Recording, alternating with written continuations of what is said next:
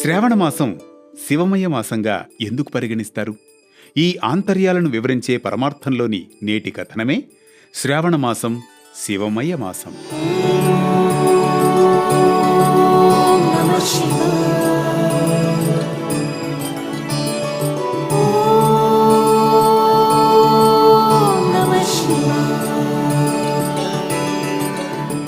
సత్యయుగంలో దేవతలు విష్ణుమూర్తి సలహాతో అసురులతో కలిసి క్షీరసాగరాన్ని మదిస్తారు. మదన ప్రారంభంలో హలాహలం ఉద్భవిస్తుంది.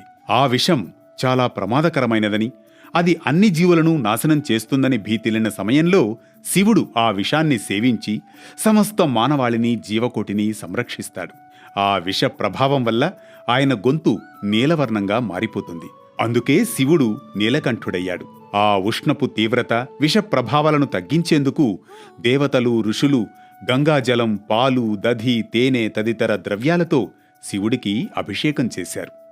ఈ ఘట్టం శ్రావణమాసంలోనే జరిగిందని మన పురాణాలు చెబుతున్నాయి. అంతేకాదు, శ్రావణమాసంలో మకర రాశిలో గురుడు, సింహరాశిలో సూర్యుడు ఉంటారు. ఈ సమయంలో భూమిపై సానుకూల శక్తులు అధికమవుతాయి.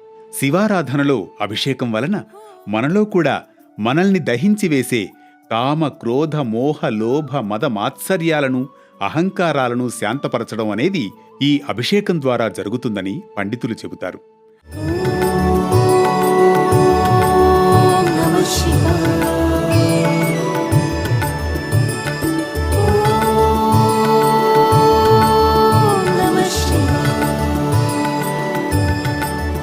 పంచామృతం, గంగాజలంతో శివలింగానికి అభిషేకం చేస్తే మనసు పవిత్రమవుతుందని, పాపాలు క్షమించబడతాయని విశ్వాసం.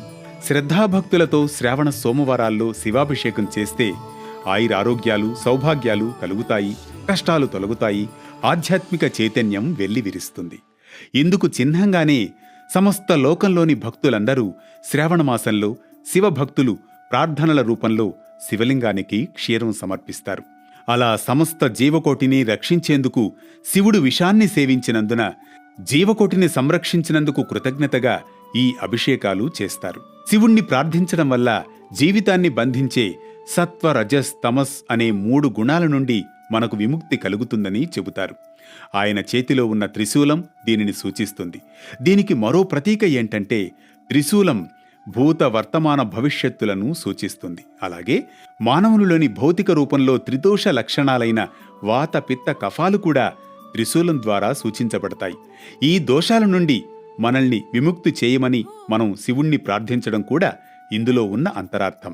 ఈ శ్రావణమాసంలో జపం, ధ్యానం ద్వారా కూడా బంధ విముక్తి, మానసిక ప్రశాంతత ప్రసాదించాలని శివ పరమాత్మను కోరుకుని శరణాగతి పొందడానికిది అనువైన మాసమని కూడా పెద్దలు చెబుతారు. ఈ శ్రావణమాసం రుద్రం, నమకం, చమకం ద్వారా శివుడి శరణాగతికి దివ్యమైనదని మన పురాణాలు వచిస్తున్నాయి. విన్నారుగా, ఇది శ్రావణమాసం శివమయ మాసం పరమార్థంలోని ఆధ్యాత్మిక సందేశం.